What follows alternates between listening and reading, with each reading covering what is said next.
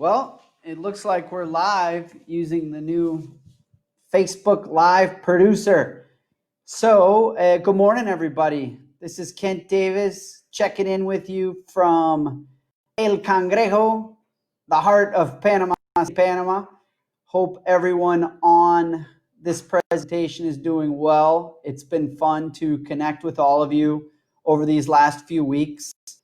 Last week we had a bit of a hiccup with my audio. Hope the audio is working okay. If you can't hear me or if it's choppy, I should probably just stop now. So would be curious if anybody is on to let me know. This is a totally new interface, the live video producer, I think it's called on Facebook, but trial and error. Let's see how it goes. So yeah, all right, there's Emmanuel. Thank you, Emmanuel. Can you hear me okay? It might just be me and you on here, but that's all right.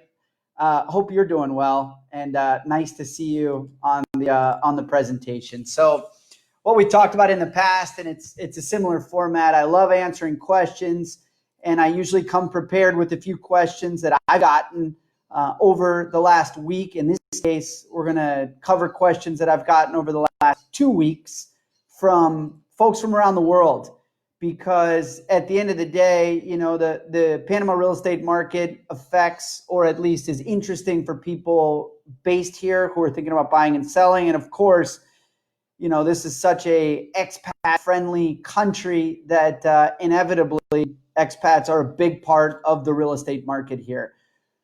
So we got COVID going on, which is obviously the news of the day, the coronavirus. You know, for anyone that's checking in from outside of the country, I'll give you a quick update on what's going on in Panama for the COVID situation. You know, we've been under, Panama has taken a very proactive approach over the last month. The government has done a great job. You know, schools were closed almost a month ago.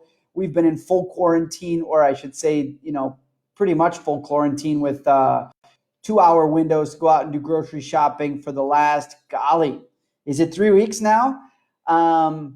So yeah, and people for the most part are following the rules.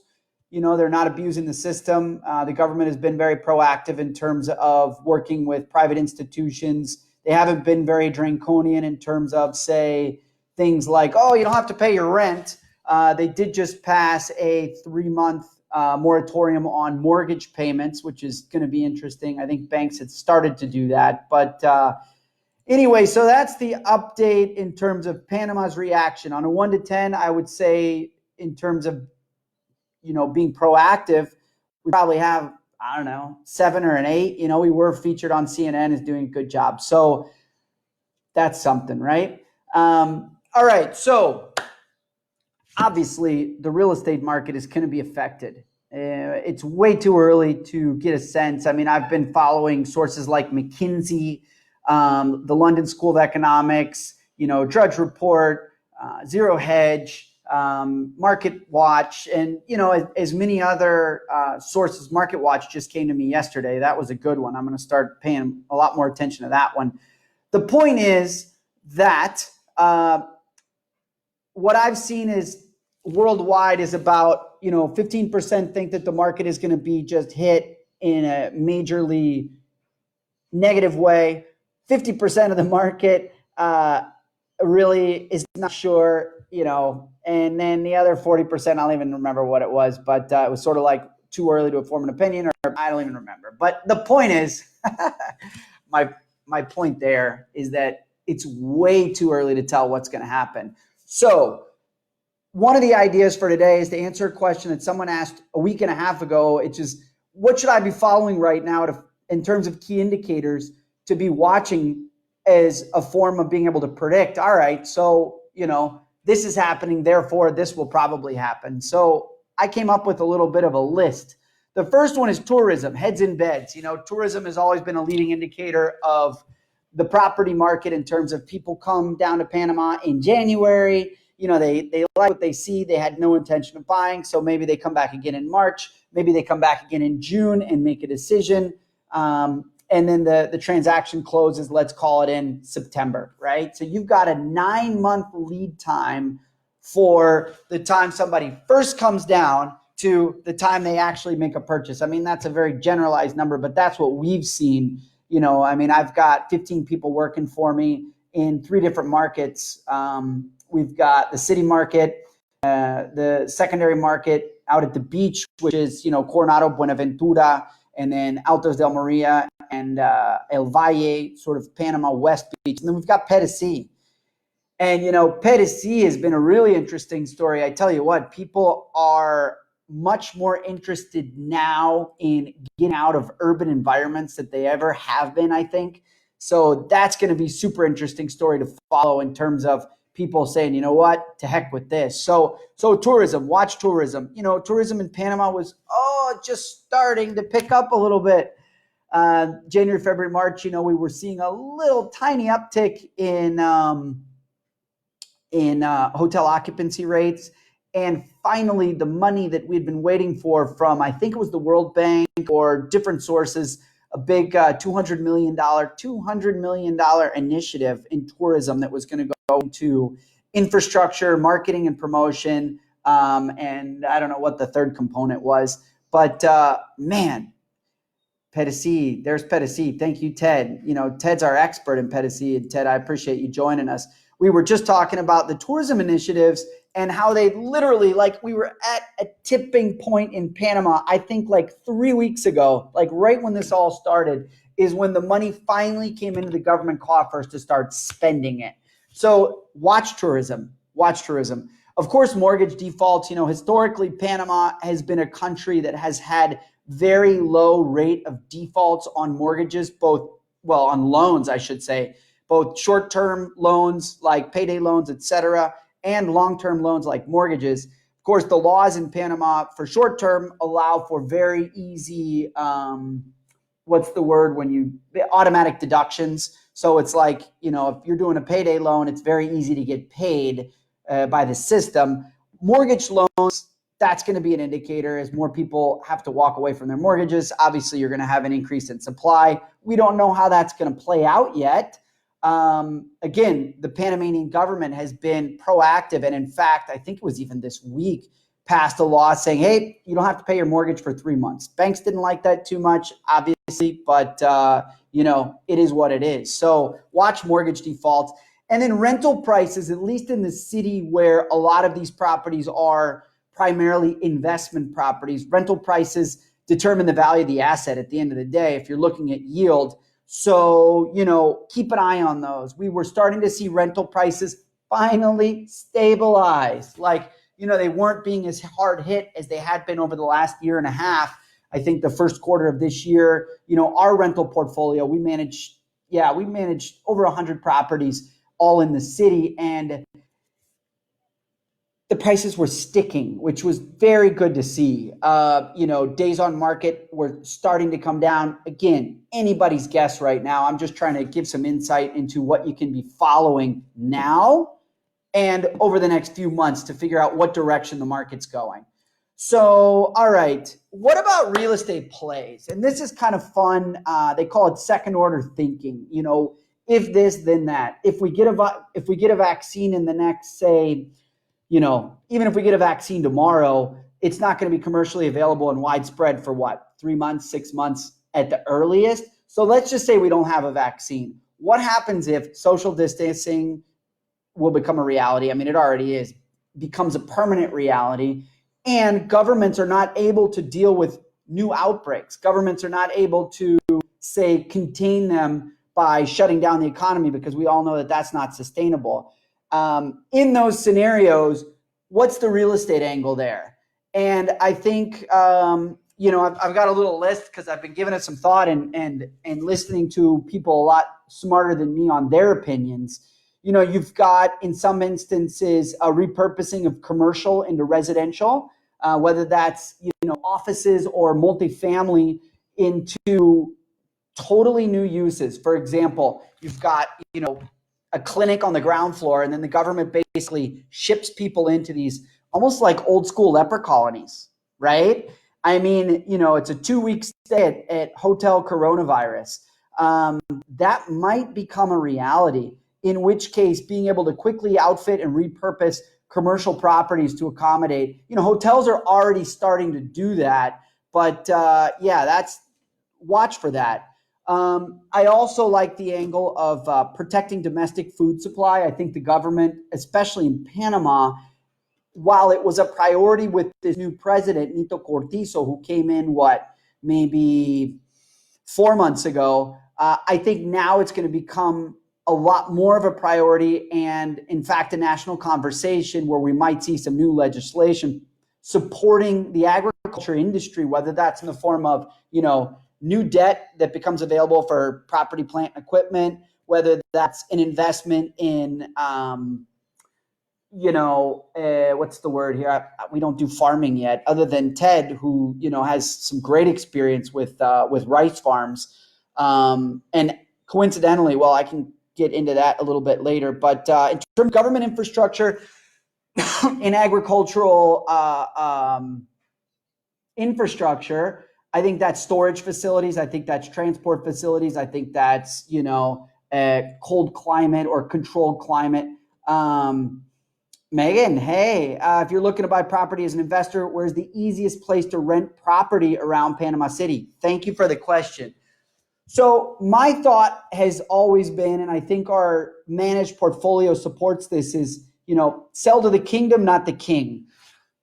And the same applies if you substitute the word sell with rent. So rent to the kingdom, not to the king. What we've seen is diminishing yields and longer days on market for luxury properties, say over 600,000, which you're going to need somebody with the budget of, let's call it 3,500 a month to get a decent yield. Cut that figure in half or even a quarter, and 150,000, I can generally rent those out for around $900 a month. So, and I can rent that out cheaper. So, Megan, I would say if you were looking to invest in property in Panama in today's market, and I think today's market will be different from tomorrow's market, but all we have is today to base, observations on. I would say that anywhere from, say, 150 to about 350,000 is generally the sweet spot in terms of being able to rent it out as quickly as possible and get the highest yield as possible, because your market is bigger, and because of that, and then you get into appreciation. Obviously, you want to buy for less so you can sell for more tomorrow. That's kind of you're in the real estate industry, so you can appreciate what the word appreciation means, but that's the simple answer. Path of progress plays are very interesting, getting out in a place like Santana, which is just on the outskirts of our historic district. Great question. Thank you. Thank you for asking questions, guys. I do appreciate that. The real estate plays. I think food security is going to be an issue. I think, in the commercial market, expanded work environments, i.e., you got a call center that currently has 300 people. Well, with social distancing rules, you're going to need maybe twice as much real estate to house the same amount of employees. So that could be a much needed shot in the arm for our commercial real estate market. You've also got people who are realizing, oh, wow, I can work from home. Maybe I should get a bigger home. Maybe I should buy my neighbor's place, rent it out, and then when the next pandemic hits, I'll just move into the neighbor's place, assuming it's not rented, and there's my home office. I think guys who are selling soundproofing systems, and other ways to accommodate home offices are going to be doing very well. So, social distancing and work from home environments are going to play out in ways that we don't even know yet. And then what I mentioned earlier in terms of second order real estate plays that could come from this shift, this complete change in the market, is people getting out of urban centers. People moving to places where you can be on a 1 acre lot, where you don't see your neighbors, where you don't form a line at the grocery store. Places like Petitsi, places like, Altos del Maria, as I mentioned earlier, places like the beach, where you can just not have as many neighbors. Megan, you're awesome. You're on fire. Investors backing out. I mean, the biggest fear of investors is uncertainty. I've got a few of my family office clients who are licking their chops right now. They're saying, a couple of them are based in Europe. They're saying, man, we are done with the Eurozone. We are convinced that the Eurozone is on a decline. Now, I am not. Obviously, Panama is what I do. I watch world markets, but I'm a novice when it comes to reading the tea leaves. But the general consensus is in that McKinsey survey that included France, Spain, and Italy in terms of consumer confidence, investor confidence, and the Eurozone's ability to recover was overwhelmingly pessimistic compared to the US, at least. Latin America wasn't on there. But man, thank God we've kept a couple deals together. I haven't had any deals that fell. We did have to renegotiate some deals. Matthew Marks on our sales team, they say a deal dies 1,000 times. And anyone in the real estate industry can appreciate that. We had a deal go sideways for $1 million home because the buyer got cold feet. He was making his money off of Airbnb in other markets. The seller initially wasn't being very accommodating, but we sort of helped him understand what could be, he's a smart guy. He's got $1 million property. You don't become, anyway. He's a very accomplished business person. And I think he was more interested in keeping the deal together than he was testing his luck on the new market for $1 million home.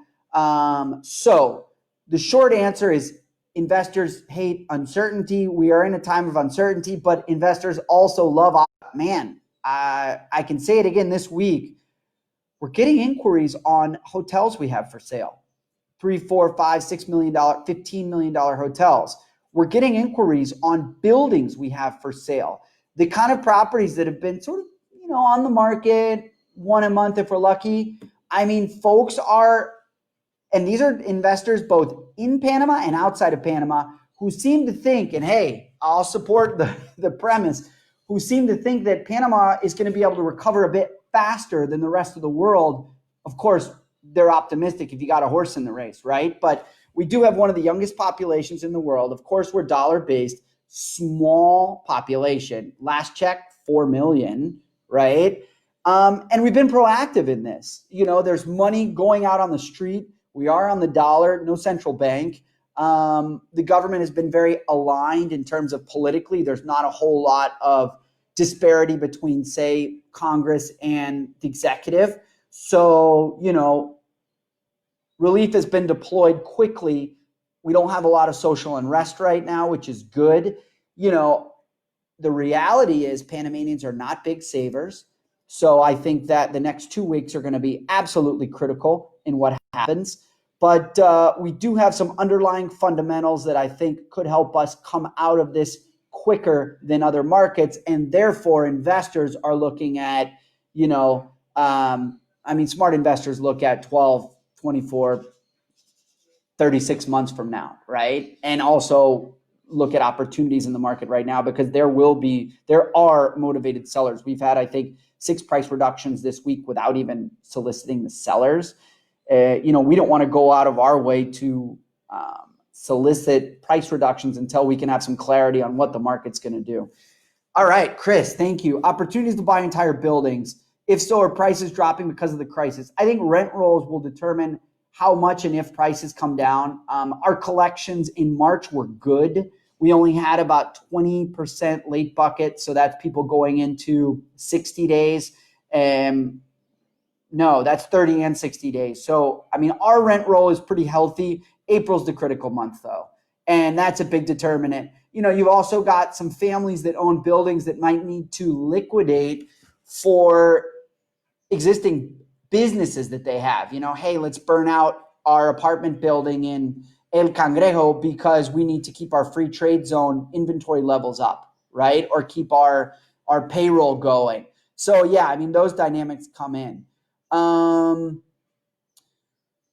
All right, Chris, last one. Why? Thank you for your questions. And by all means, if anybody else wants to ask questions, looking for a home in an area like Pedesí, How much land would you need to be self-sustaining? I mean, depends on how green your thumbs are, right?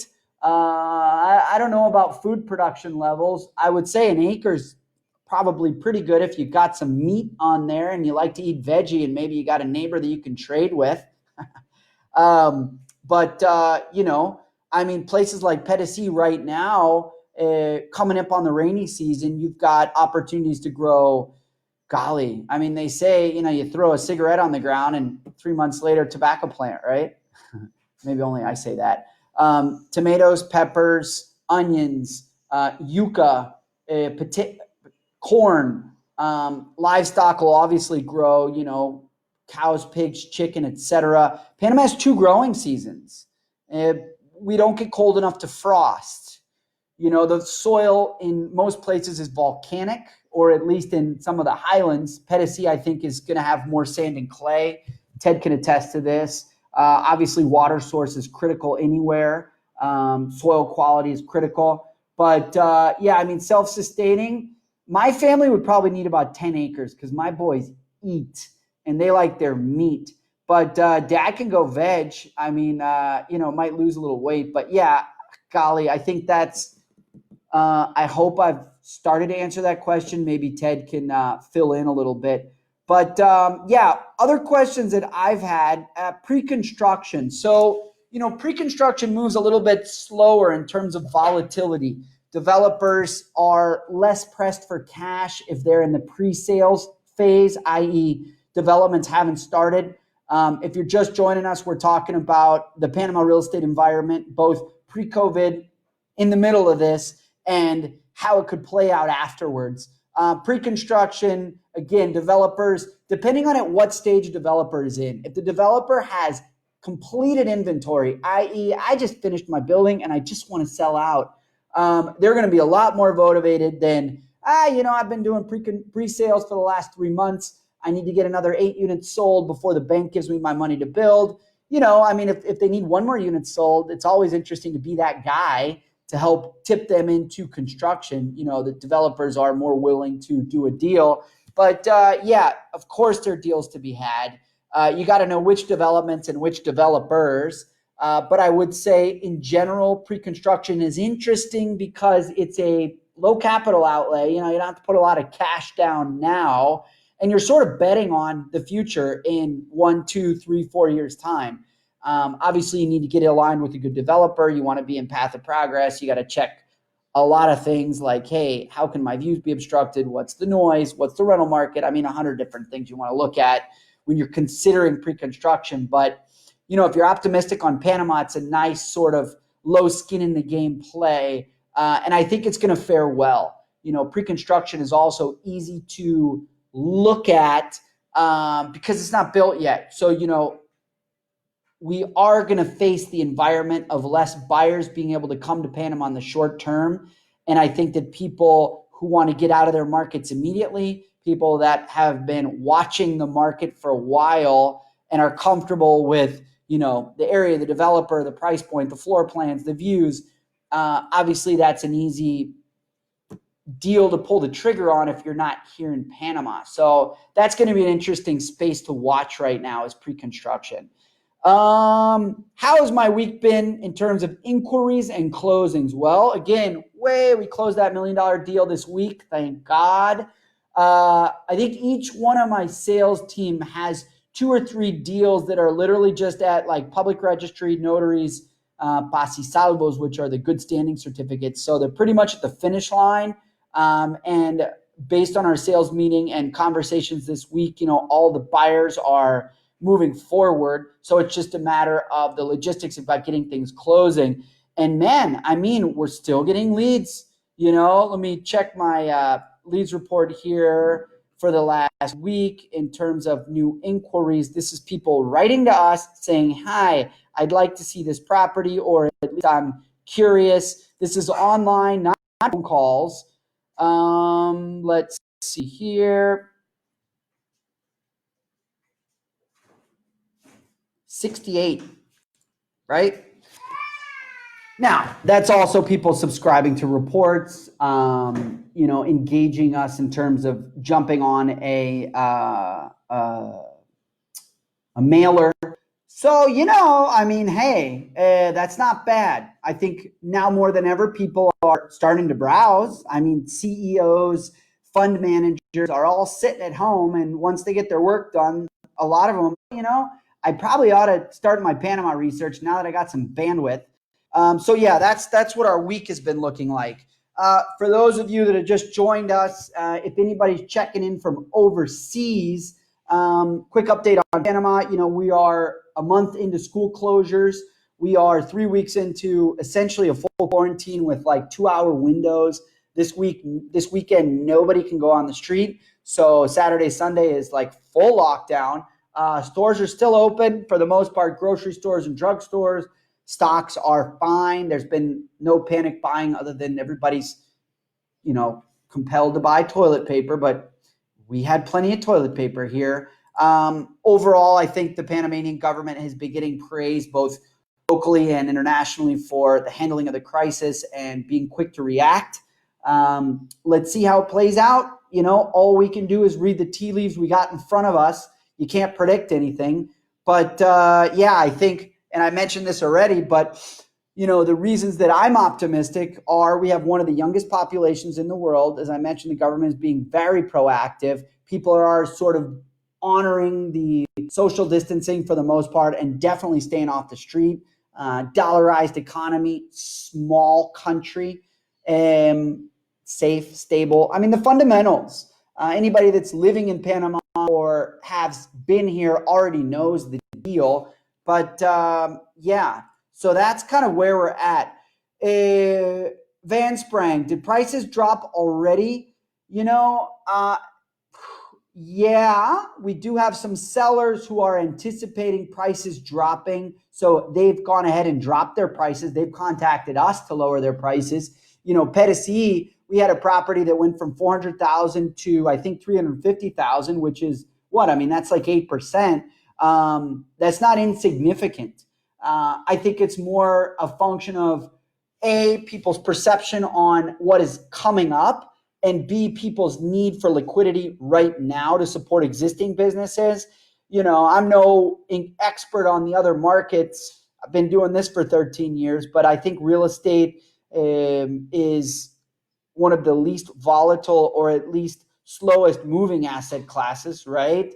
I mean, stocks and bonds are up and down by the minute, but the fact that they're not as liquid means, you don't have as many transactions that drive prices up or down at any given moment.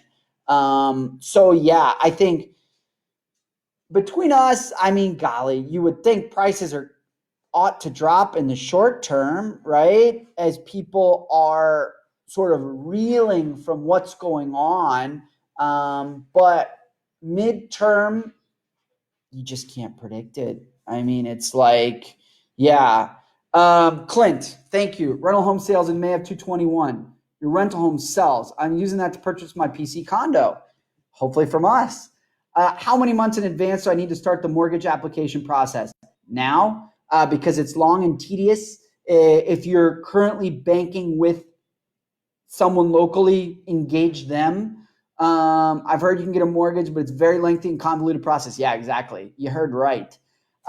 It's not impossible. Expect 30 to 40% down. So, 60% financing at, let's call it 6.5%. I mean, rates have come down slightly based on the U.S. Fed's reduction. But yeah, that's the long story on mortgages, Clint. Thank you for asking. Van Sprague, hopefully that answered your question. Let's see, any other questions? Not yet. Fire them away. Otherwise, I'm gonna go cook some lunch. But yeah, I mean, watch this space, guys. We're gonna be doing different kinds of presentations over the next week or two. Next week, I'm gonna do a presentation focused on sellers, what you can be doing at home, do-it-yourself projects, ideas, ranging from handyman and women to, I mean, like, if I replace a toilet flapper in my house, that's like a huge accomplishment, not because I'm lazy, but because I'm likely to break the toilet. So yeah, down to non-handy folks like myself. But like I tell my wife, I can't do it, but I know 10 people that can, and I call them all. So yeah, watch this space for that. We are also going to be doing an investors geared presentation on really specific market dynamics. Speculation on interest rates. I mean, interest rates, I think, are likely to come down, Matthew, based on what's happening in the States. But as you know, Panamanian banks are a lot less likely. And now, with the hiatus or the furlough, the 3-month furlough on mortgage payments, I think, banks typically have been very cash rich in Panama. Their liquidity ratios, which I understand is a measure of health for banks, are good. Interest rates are high in Panama. So, that means that banks are still making money as well, for better or for worse. Yeah. So, hi, Chris Kinker. Right, Jonathan. Yes, our other Pedicy expert. And by the way, Jonathan Clay, ladies and gentlemen, has been kind enough to share some pictures of some land that he's actually prepping for food production. I mean, we're talking dirt getting moved, manure getting laid. So watch this space.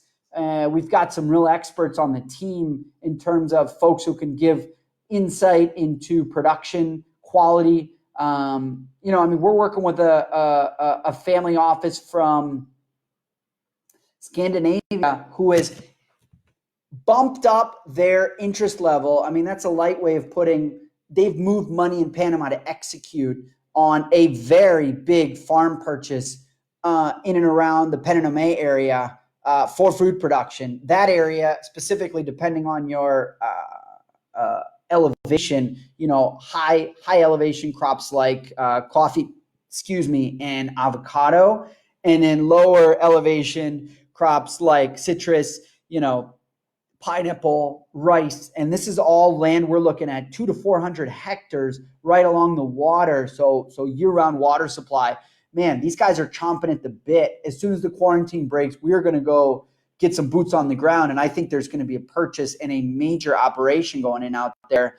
And, this has actually sped up their appetite for getting this operation going, this crisis, because they know things I don't know in terms of local demand. They're out of, like I said, Scandinavia area, Norway, Sweden, Denmark, private equity players that are already doing agriculture in the region have been watching Panama for a while, have been vetting properties with us for a few months, and have gotten extra serious now. So it's interesting. Any other questions? I mean, the talking head over here. We're going to try to do this every Friday, and I always try to come here with questions that I get over the week, but live questions are great too. ... Well, if that's the case, thank you for joining us. Hope this message finds everyone healthy, being respectful of your local quarantine laws, staying positive, staying busy, using this time to be productive. And there's a Bruce Lee quote that I shared this morning. Gotta love some Bruce Lee. I'll leave you with this one. Drum roll, please. I like this. So everybody's out there reading books and trying to learn. Knowing is not enough. We must apply. Willing is not enough. We must do. How about that from the master? So yeah, guys, go out and do good things. Do big things. Stay strong. Thank you for joining us. I'm going to go ahead and sign off. This is Kent Davis, the guy running the ship over at Panama Equity. As you can see, we've got some very knowledgeable team members who were nice enough to join the presentation. Thanks for jumping in, guys. We keep, we're always dedicated to delivering a professional experience. So you can count on us for answers to your questions, being straightforward, especially during these times. Take care, everyone. Ciao.